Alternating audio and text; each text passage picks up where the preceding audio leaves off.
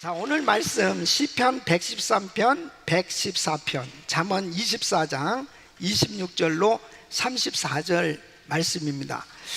시편 113편은 짧은 말씀인데 우리 같이 한번 읽어보면 좋겠어요. 우리 같이 시작. 할렐루야, 여호와의 종들아 찬양하라. 여호와의 이름을 찬양하라. 이제부터 영원까지 여호와의 이름을 찬송할지로다. 해 돋는 데서부터 해 지는 데까지 여호와의 이름이 찬양을 받으시리로다. 여호와는 모든 나라 위에 높으시며 그 영광은 하늘 위에 높으시도다.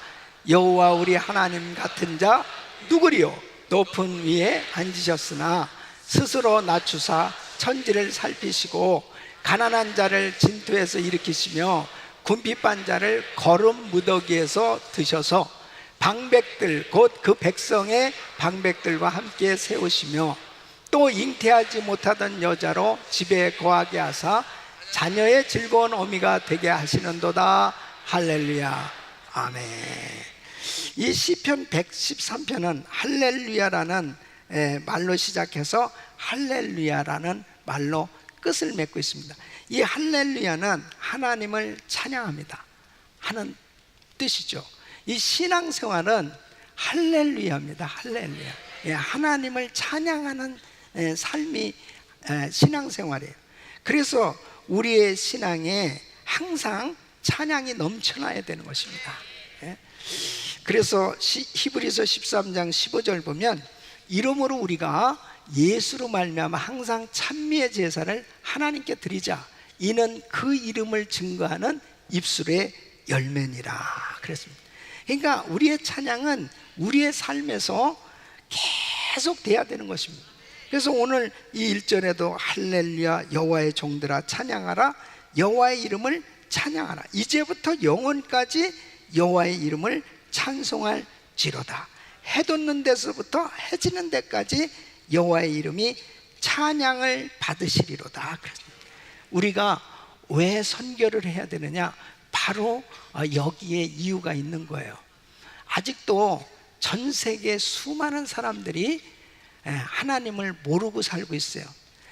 하나님께서 인간을 창조하신 목적이 뭐예요? 하나님을 찬양하게 하시기 위해서입니다. 하나님은 인생으로 하여금 찬송 받으시기를 원하시는 거예요. 근데 그 영혼이 구원받지 못하면, 그 영혼이 거듭나지 못하면 절대로 하나님 찬양하지 못합니다. 그러니까 선교는 열방이 주께 돌아와 주를 경배하는 것이 선교입니다. 열방이 주께 돌아와 주를 경배하게 하는 게 선교예요. 그러니까 나면서 안진뱅이 된 사람 한 번도 교회 안에 들어가서 예배를 드려본 적이 없어요. 그냥 성전 문 바깥에서 사람들에게 구걸하면서 그렇게 살았습니다. 근데 이 사람이 은혜를 받았어요. 정말 기적의 역사를 경험한 거죠. 나는 은과 금이 없거니와 내게 있는 것을 내게 주노니 나사렛 예수 그리스도를 일어나 걸으라. 바로 베드로와 요한을 통해서 복음을 듣고 놀라운 은혜를 체험한 거예요. 일어나 걷는 역사가 일어났어요. 그 사람이 성전 안으로 뛰어들어갔다고 그랬습니다. 성전 안에 뛰어들어가서 뭘 했어요? 하나님을 찬미했다고 그랬습니다. 영적인 변화가 일어나야만 하나님을 찬미할 수 있어요. 그러니까 왜 우리가 선교해야 되느냐? 모든 열방이 정말 주께 돌아와서 주를 경배해야 되는데 아직도 얼마나 많은 사람들이 세상을 찬양하고 세상을 노래하고 그리고 하나님을 경배할 줄을 모른단 말이에요. 여러분, 왜 하나님을 찬양해야 됩니까? 4절로 5절에 보면은 이렇게 말씀해요. 여호와는 모든 나라 위에 높으시며 그 영광은 하늘 위에 높으시도다. 여호와 우리 하나님 같은 자 누구리요? 높은 위에 앉으셨으나. 여러분, 하나님 같으신 분이 없는 거예요. 가장 위대하신 분인 줄로 믿습니다. 그래서 그분은 찬송 받으시기에 합당하신 분이에요. 여러분, 욥기서 36장 5절에 이렇게 말씀하고 계세요. 하나님은 전능하시나 아무도 멸시치 아니하시며 그 지능이 무궁하사 우리 하나님은 정말 위대하신 하나님이신데, 우리 하나님의 그 가장 큰 겸비가 무엇으로 나타났냐면은, 하나님이신 분이 인간으로 이 땅에 오셔서 가장 낮아지신 인간으로 오셔서 십자가를 지신 것이 가장 큰 겸비셨어요. 그래서 빌립보서 2장 6절로 8절에 이렇게 말씀, 그는 근본 하나님의 본체시나 하나님과 동등됨을 취할 것을 여기지 아니하시고 오히려 자기를 비워 종의 형체를 가져 사람들과 같이 되었고 사람의 모양으로 나타나셨으며 자기를 낮추시고 죽기까지 복종하셨으니 곧 십자가에 죽으심이라. 여러분, 우리 주님께서 이렇게 낮아지신 이유가 뭐예요? 바로 가장 비천에 처해 있는, 죄악에 처해 있는 인생을 구원하시기 위해서 우리 주님이 낮아지셨어요. 그렇게 낮아진 주님께서는 지금도 비천에 처해 있고 절망하고 좌절할 수밖에 없는 불쌍한 인생들을 우리 주님께서는 일으키셔서 회복시키셔서 위대한 하나님의 자녀들로, 그리고 위대한 지도자들로, 영향력을 끼칠 수 있는 위대한 하나님의 사람들로 세우시는 기적을 행하시는 줄로 믿습니다. 그래서 7절로 8절 보면 이렇게 말씀합니다. 가난한 자를 진토에서 일으키시며, 가난한 자를 진토에서 일으키시며 궁핍한 자를 거름 무더기에서 드셔서 방백들, 곧 그 방백들의 백성의 방백들과 함께 세우시며. 이게 놀라운 간증이죠. 여러분, 기드온은 사사로 지도자로 세울 때 그는 타작 마당에서 인도하신 거예요. 사울 왕은 당나귀 찾는 일로 돌아다닐 때 바로 불러오셨어요.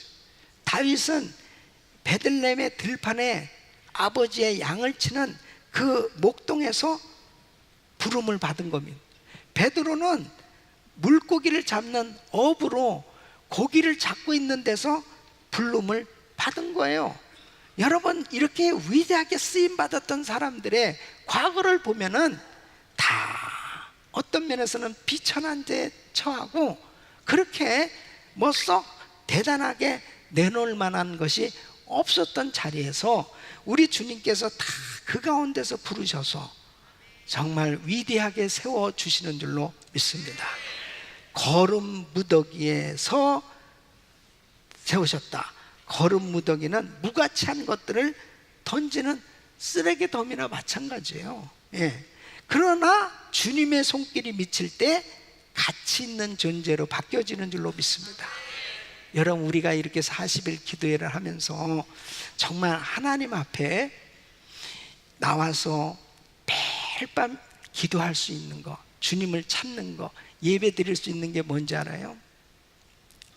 높은 자를 낮아지게도 하실 수 있고, 낮은 자를 높아지게도 하실 수 있고, 먼저 된 자를 나중되고 나중된 자가 먼저 되게도 하실 수 있는 능력의 하나님의 그 손길을 경험하기 위함이죠.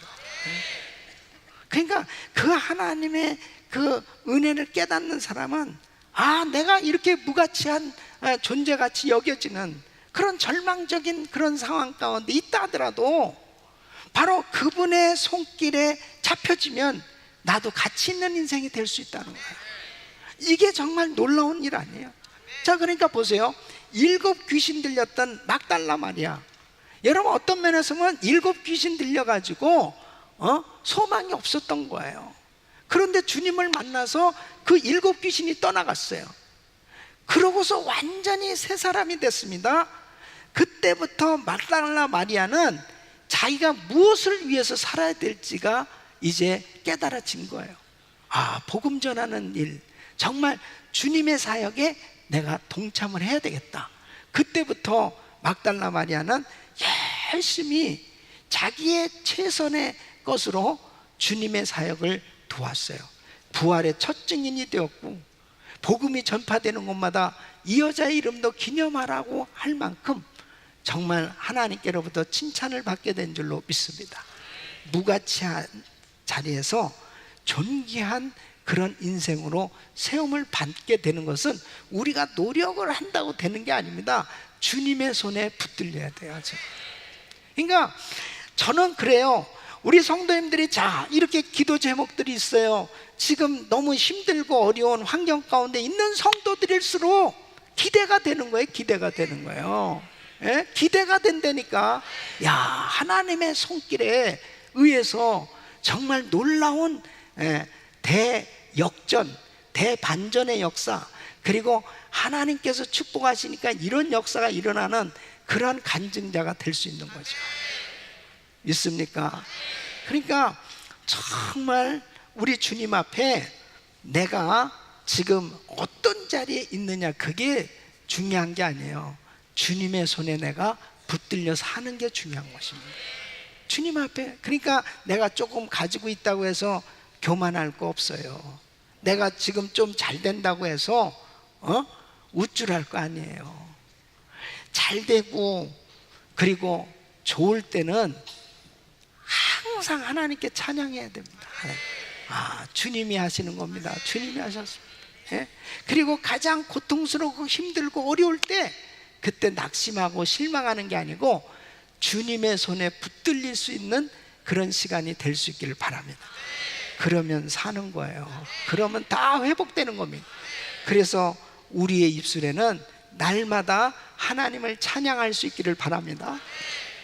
그 다음에 이 시편 114편은 하나님께서 자기 백성을 애굽에서 이끄셔서 약속된 이 기업의 땅, 이 가나안으로 인도하실 때 하나님의 어마어마한 그 능력, 바로 그 은혜의 증거를 주시고 영원히 기억하게 그렇게 해주시는 그런 구원의 역사를 이루어 주신 것을 찬양하는 거예요. 그래서 첫 번째는 하나님께서 높은 손과 내뻗치는 팔로 속박된 집으로부터 이스라엘을 인도해 내셨다는 이 사실을 회상하고 있습니다. 자, 1절 말씀 우리 한번 같이 읽어보시죠. 시작. 이스라엘이 애굽에서 나오며 야곱의 집이 방언 다른 민족에게서 나올 때, 자, 2절 말씀 보시면은 2절, 유다는 여호와의 성소가 되고 이스라엘은 그의 영토가 되었도다. 그래서 하나님께서 이스라엘에게 법을 주시고 영토를 주셔서 바로 그의 나라를 세우셨다 하는 거예요. 그래서 이스라엘은 세상의 유일한 이 신정 국가가 되는 겁니다. 그 다음에 출애굽할 때, 세 번째는 출애굽할 때 홍해와 요단강이 나누어졌다. 3절 말씀 시작. 바다는 이를 보고 도망하며 요단은 물러갔습니다. 하나님께서 이스라엘을 위해서 자연 법칙을 멈추시고 초자연적인 기적을 행하신 거예요. 그래서 여러분 어떻게 홍해 바다를 육지같이 건널 수 있어요? 어떻게 요단강을 육지같이 건널 수 있습니까? 주님이 하신 일이죠. 여러분, 기도는 하나님께로 기적을 경험할 수 있는 기회를 갖는 거예요. 그래서 주님이 어떤 일을 하실지 보는 거예요. 너무너무나 놀라운 거죠. 그래서 출애굽기 15장 15절 보면 에돔 방백이 놀라고 모압 여웅이 떨림에 잡히며 가나안 거민이 다 낙담하나이다. 사실 이스라엘 백성들이 광야에서 40년 생활을 하고 그들이 뭐가 준비가 됐겠어요? 근데 그들이 이 가나안 땅에 들어갔을 때 그들은 다 철병거로 무장된 그런 용사들인데도 일단 요단강을 그냥 육지같이 건너니까 이 소문을 듣고 그 다음에 여리고성이 그냥 와르르 그냥 저절로 무너졌잖아요. 저절로. 이 소리에 놀라지 않을 수 있겠습니까? 와, 이 백성들이 도대체 어떤 사람들이길래 아니 이런 일이 일어나냐고. 여러분, 우리의 신앙이 이런 신앙이 돼야 된다니까요. 야, 저 집사님 진짜 주님이 함께 하셔. 야, 저 권사님 진짜 주님이 함께 해. 저 목사님 진짜 주님이 함께 하셔. 예? 그러니까 바로 하나님께서 함께 하시니까 이런 일이 일어나지 않아요.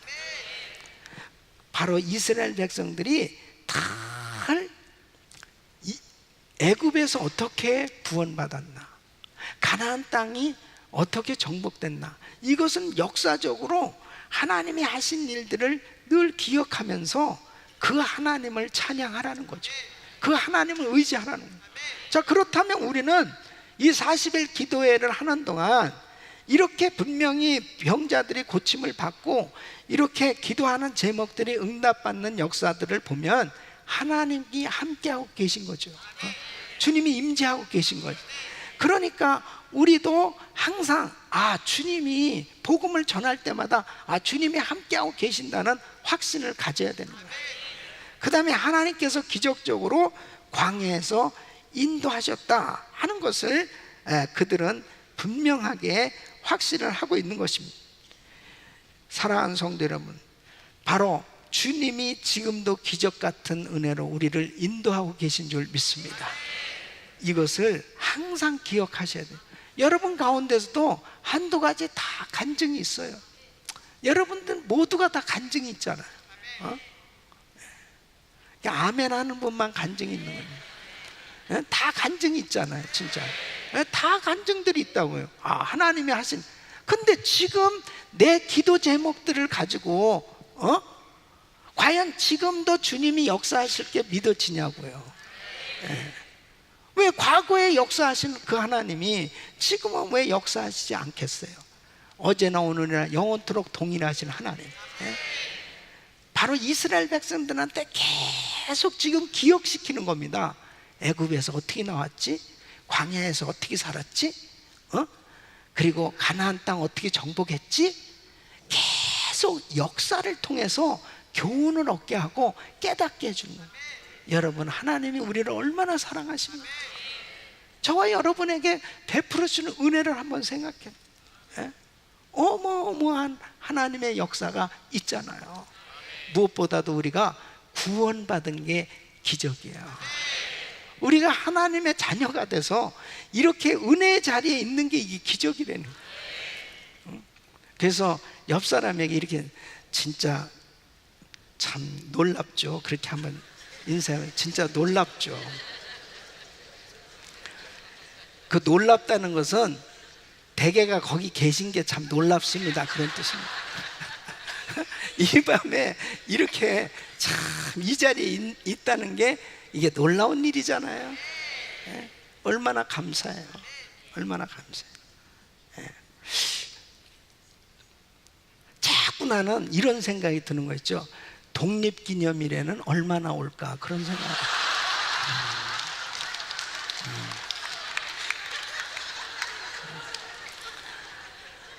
아마 서로 놀랄 거예요. 그때 한번 또 인사할 겁니다. 댁에도 왔군요. 이게 기적이에요. 정말 우리가 주님의 살아 역사하심을 인정하고 그리고 믿지 않으면 어떻게 이런 자리에 있을 수 있겠습니까? 눈이 보이지 않는 그 하나님, 이스라엘 백성들한테 계속 리마인드 시키는 겁니다. 끊임없이 과거를 기억하게, 하나님이 하신 일. 여러분, 우리 교회가 지금 이 비전센터에서 이렇게 예배 드리는 게 이게 기적이에요. 이 성전이 어떻게 지어졌습니까? 정말 하나님이 하신 일이거든요. 너무너무 놀라운 역사를 우리는 경험하고 있는 거예요. 그 역사를 믿으시기 바랍니다. 그 역사의 주인공들이 되시길 바랍니다. 자, 잠언 24장 26절로 34절은 여러 가지 내용들을 교훈을 하고 있어요. 그래서 26절에는 우리 26절 한번 같이 읽어보겠습니다. 시작. 적당한 말로 대답함은 입맞춤과 같으니라. 그러니까 적당한 말이라는 것은 경우에 합당한 말을 의미하는 거죠. 경우에 합당한 말은 참 중요해요. 이 경우에 합당한 말을 사용한다는 것은 기회를 놓치지 않는 걸 의미합니다. 그러니까 이분한테 칭찬이 꼭 필요해. 진짜 칭찬을 해줘야 되겠어. 근데 그때 칭찬을 해주는 것이 경우에 맞는 말을 한 것이요. 그럴 때 그 사람을 세워주게 되는 거예요. 예. 이 사람에게 지금 꼭 충고를 해야 된다. 그랬을 때 그 충고를 제대로 말 맞춰서 정말 사랑으로 했을 때 그 사람을 또 살리게 되는 그런 아주 좋은 기회가 될 수 있습니다. 그러니까 우리 자녀를 교육할 때도 그렇고 성도의 교제를 하는 데 있어서도 경우에 합당한 말을 한다는 것은 굉장히 중요한 거예요. 예? 경우에 합당한 말을 할 수 있으려면 지혜가 필요합니다. 예? 순간순간마다 하나님 정말 경우에 합당한 말을 하게 하여 주시옵소서. 특히 우리 크리스천들은 경우에 합당한 말을 해야 돼요. 이 경우에 합당한 말을 안 하는 사람들이 푼수라고 그래요. 예?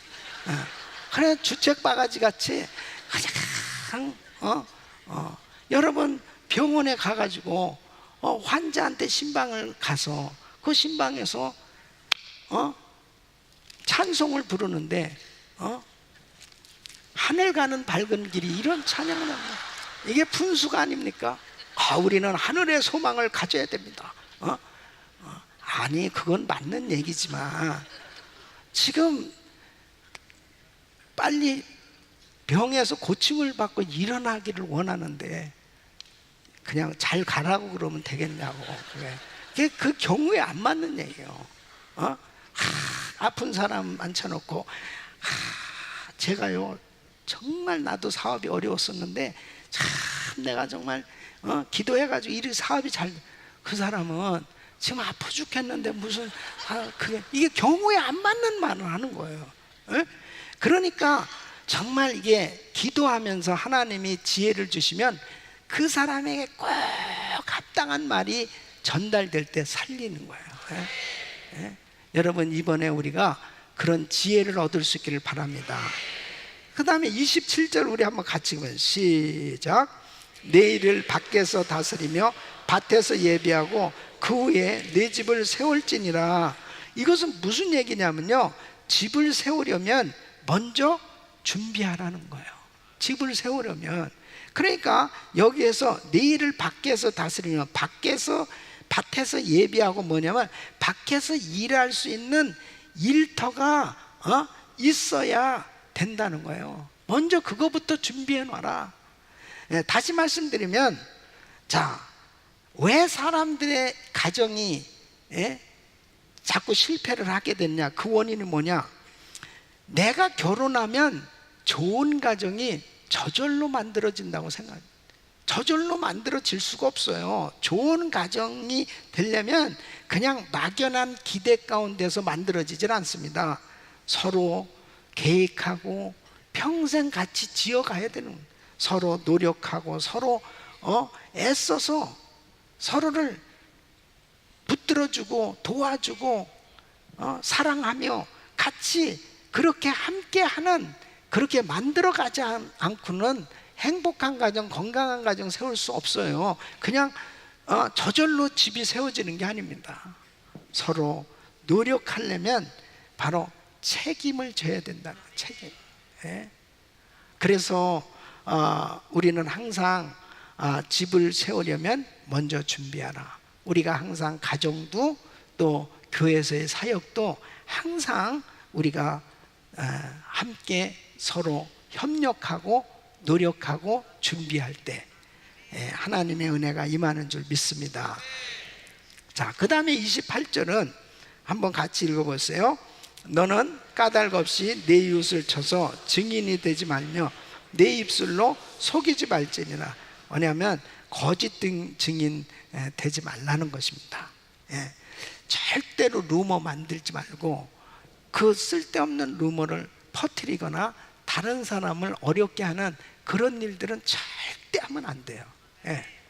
이상하게 다른 사람들 안 좋게 됐다든지 뭐 이런 것들은 금방 그렇게 귀에 그런 게 또 아주 금방 귀에 들어오고, 또 사명감을 가지고 전달하는 사람들이 있습니다. 계속 사명감을 가지고 전달해. 다른 사람에 대해서 좋은 것만 전달하려고 노력하시길 바랍니다. 예. 다른 사람이 안 좋은 거는 말할 필요가 없어요. 예. 오히려 불쌍히 여기고 안타깝게 여기는 그 마음을 가져야 하나님이 기뻐하는 거예요. 예. 자, 29절, 예, 너는 그가 내게 행함 같이 나도 그에게 행하여 그 행한 대로 갚겠다 말하지 말지니라. 뭐예요? 사적인 복수를 하지 말라는 거예요. 여러분 절대 복수하지 마요. 복수하지 말라니까요. 그 복수는 또 다른 복수를 만드는 거예요. 절대 어리석은 겁니다. 우리는 그냥 용서만 하면 되는 거예요. 관용만 하면 되는 겁니다. 자, 그 다음에 30절로 34절 시작. 내가 중앙에 게으른 자의 밭과 지혜 없는 자의 포도원을 지나며 본즉 가시덤불이 펴졌으며 거친 풀이 지면에 덮였고 돌담이 무너졌기로 내가 보고 생각이 깊었고 내가 보고 훈계를 받아 썼노라. 내가 좀 더 자자 좀 더 졸자 손을 모으고 좀 더 눕자 하니 내 빈궁이 강도같이 오며 내 곰빛이 군사같이 이르리라. 아멘. 이것은 게으름에 대한 경고입니다. 여기서 보니까는 자, 이 게으른 것이 얼마나 정말 모든 것을 잃어버릴 수밖에 없고 자기 인생이 황폐하게 될 수밖에 없는 그 원인은 게으름에 있다는 것입니다. 그래서 여기에 게으른다고 하는 것은 첫째는 손으로 일하기를 싫어하는, 이게 게으름. 두 번째는 게으른 것은 잠을 많이 자는 거예요. 그래서 33절 한번 같이 읽어보세요. 33절. 지금도 자는 사람들이 있어요. 33. 자, 시작. 내가 좀 더 자자 좀 더 졸자 손을 모으고 좀 더 눕자 하니 내 빈궁이 강도같이 오며 그랬어요. 그러니까 가난하게 되려면 그냥 계속 자면 돼요. 자, 세 번째는 이것은 겁이 많고 용기가 없는 것이다. 자, 잠언 22장 13절은 밖에 사자가 있어 내가 나가면 거리에서 찢기겠다. 그러니까 왜 게을르냐? 모험을 하기 싫어하는 거예요. 그러니까 밖에 나가면 사자가 있대요. 그래서 밖에 안 나가. 밖에 안 나가는 거야. 그럼 무슨 일을 하겠어요? 아무 일도 안 하는 거예요. 그냥 이 일하다가 또 잘못되면 어떡하, 저 일하다 잘못하다. 자, 그 다음에 넷째는 게으른 것은 손을 그릇에 넣고도 입으로 옮기기를 괴로워한다. 그러니까 음식 그릇에 손을 넣고도 그것을 입으로 가져가는 것조차 힘들어하는. 죽어야지. 죽어야지. 자, 다섯째는 자기가 잘하고 있다고 여긴다는 거예요. 그러니까 이게 사실은 심각한 겁니다. 그러니까 문제는 심각한데 전혀 문제를 못 느끼고 있는 거예요. 이게 진짜 문제예요. 여러분, 신앙의 게으름은 원수예요. 신앙에 열심히 있어야 되네. 열심은 마음이 뜨거워지는 거잖아요. 게으름은 식어질 때 오는 현상이에요. 열심히 식어질 때 오는 현상. 그러니까 내가 영적으로 게을러지는 것은 열심히다가 식어진 상태가 된 거예요. 그러니까 내가 그전에는 막 열심히 그냥 새벽기도 나오고 찬양 기도도 나오고 전도도 열심히 하고 봉사도 열심히 했었는데 요즘은 진짜 이 음식 그릇에서 입으로 올라오기도 들기도 힘든 것처럼 나 그냥 가만 놔둬요. 놔둬.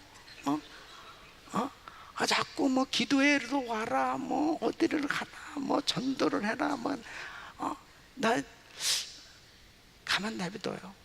여러분, 자는 사람 건드렸다가 살인 난 적 있어요. 화를 내는 거예요.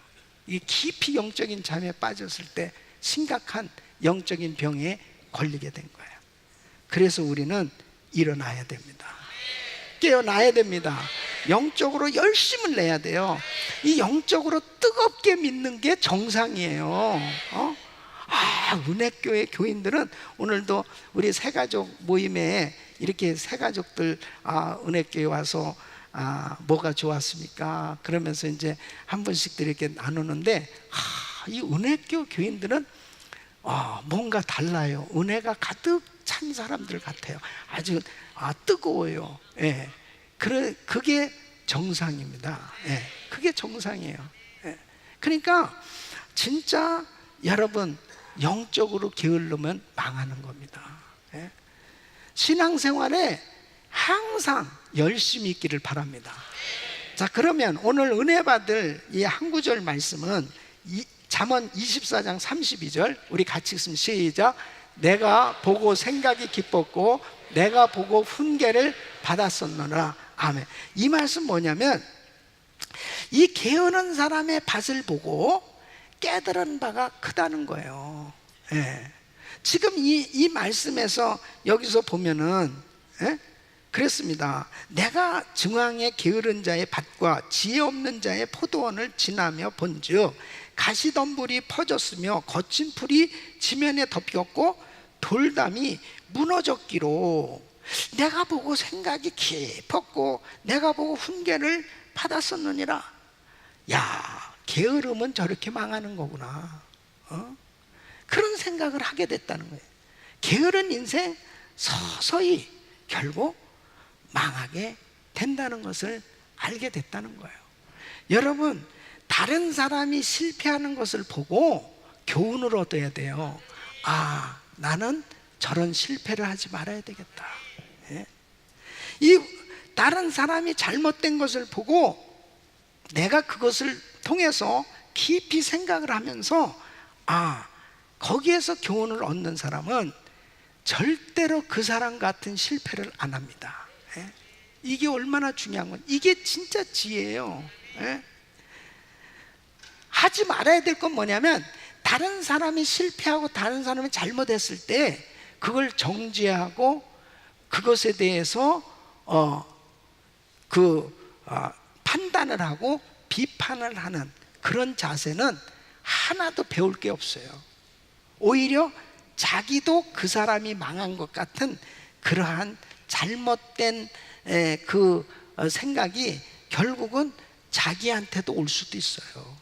그래서 절대로 다른 사람이 실수하고 잘못했을 때 그걸 막 정죄하고 판단하고 그것을 이렇게 비판하는 그러한 일은 지혜롭지 않은 겁니다. 그런 잘못된 것을 보면서 깊이 생각을 하는 거죠. 나는 저렇게 하지 말아야 되겠다. 예, 나는 저렇게 하지 말아야 돼. 그러면 그 실수를 피하고 좋은 열매를 맺을 수 있습니다. 그래서 우리가 신앙생활하면서 참 중요한 것은 다른 사람의 장점을 자꾸 보려고 노력해야 돼요. 자꾸. 여러분들이 만일 다른 사람들을 볼 때 막 잘못된 게 막 보여지는 사람 있잖아요. 어떤 사람 보면 좋은 것보다는 잘못된 게 왜 그렇게 보여지는지, 그것도 은사야. 은사. 저 사람 수첩에다 적어. 그냥 수사반장, 형사반장 같이. 그러나 저 사람은 저래서 잘못, 저래서 잘못. 그러니 얼마나 피곤해. 얼마나 피곤해. 예? 그런데 사람의 장점이 보여지는 사람이 있습니다. 야, 저 사람 오늘 저렇게 참 귀하지. 야, 저 사람마다요 다 장점과 단점이 있습니다. 누구나 다. 그랬을 때 장점을 볼 수 있기를 바라요. 그 장점이 보여지면 은혜가 되는 겁니다. 도전이 되는 거예요. 야, 나도 저렇게 해봐야지. 나도 저렇게. 그러니까 자꾸 신앙이 성장하게 돼 있어요. 예? 할렐루야. 그래서 저는 사실 제가 예수 믿기 전에는 참 이 단점을 또 잘못된 걸 비판하고 이러는 그 비판의 전문가였어요, 제가. 예? 그래서 아주 예리한 판단력을 가지고 그랬었는데, 주님을 딱 만나고 나니까요, 내가 진짜 완전히 바뀌어진 거예요. 장점이 그렇게 보여지는 거예요. 장점이, 사람들의 장점이 그렇게 보여요. 그래서 나는 뭐 목사님들을 만나도 목사님들의 그 장점 있잖아요. 그 장점을 통해서 배우려고 그럽니다. 저분은 저런 귀한 점이 있구나. 우리 이제 강사분들이 이렇게 모시잖아요. 이 강사분들을 모시면은 저는 꼭 하나씩을 얻으려고 그래요. 이분이 하나님 앞에 쓰임 받는데 다 이유가 있지 않느냐. 이분은 어떤 면에서 이렇게 쓰임을 받을까. 한 번은 지금 천국에 가셨지만은 요한성교단의 박종면 목사님이라고 계세요. 그분이 성경을 3000절을 암송하는데 우리 교회 다 와서 이제 말씀 에베소서 1장 딱 그러면서 그냥 쫙 암송을 하는 거예요. 나는 그래서 사도 바울이 환생을 했나 그럴 정도로 쫙 암송을 야, 정말 너무너무 부러운 거예요. 어떻게 저렇게 암송을 쫙 하는. 예? 그래서 내가 꿈을 가졌어요. 나는 3001절을 암송해야 됐다. 그래가지고 이제 그 강사 목사님을 잘 대접을 했습니다. 박 목사님, 어떻게 해서 그렇게 암송을 하셨습니까? 그 비법을 내가 배우려고 사주고 그 다음에 앞에 앉아서 아멘 아멘 하면서 은혜를 받는데 뭐 비결이 뭡니까? 다음에 나옵니다. 다음에 나옵니다. 그래서 다음에 나온다고 그러니까 뭐 그냥 밥 사주고 그러면서 그래도 기다렸지 뭐 은혜 받고. 여러분, 암송 잘하는 비결은 외우는 겁니다. 그러더라고요. 난 너무 진짜 허무한 거야. 그냥 3일 동안 계속 목이 쉬도록 그렇게. 그러면서 여러분 머리가 돌이라고 생각하는 사람 손들어 보라고. 누가 손듭니까? 자기 머리가 돌이라고. 여러분, 돌에 새기면 지워지지도 않습니다. 그래서 나도 손들었지. 와, 그분은요 알코올 중독에서 진짜 기억 상실증까지 갔던 사람이잖아요. 그 주님을 만나고 단순해진 거예요. 진짜 돌이 된 거예요. 거기에 창세기부터 새기기 시작한 거예요. 그냥 계속 읽고 암송하고 진짜 그러면서 완전히 새겨진 거예요. 그분을 통해서 제가 은혜 받은 것은 그렇게 고지식할 정도로 하나님 말씀을 사랑하고 그렇게 말씀을 읽고 그렇게 말씀을 가까이 하더라고요. 얼마나. 그러니까 이분이 굉장히 순수하신 거예요. 그리고 그 구제하는 노숙자 집회를 저하고 같이 이렇게 한국의 그 IMF 때 가장 힘들고 어려울 때 그때 노숙자 사역을 했거든요. 말씀이 있으니까 그런 사역이 가능하더라고요. 이분이 그 새빵을요, 그 전세빵 집을 원래 한국은 그 전세 옮길 때 그 보증금을 받잖아요. 그 보증금을 빼서 그걸 헌금을 한 거예요. 노숙자 집회. 그리고 진짜 지하실에 새빵으로 들어갑니다. 그러면서 우리가 이제 이렇게 나중에 알게 됐죠. 저는 하나님의 말씀이 그 심령 속에 있으니까 그런 생활 자체가 자기에게 문제가 되는 게 아니에요. 항상 부자로 사는 거야. 항상 부자로 사는 거야. 말씀이 있으니까 그 속에서 베풀고 나누고 그 어려운 사람들을 돕고 도우면서 사는 게 진짜 부자죠. 아무리 모아놓고 쌌어도 나눌 줄 모르면 그건 부자가 아닙니다. 진짜 부자는 나눌 수 있어야 부자예요. 그런데 말씀이 있으니까 그게 가능하더라고요.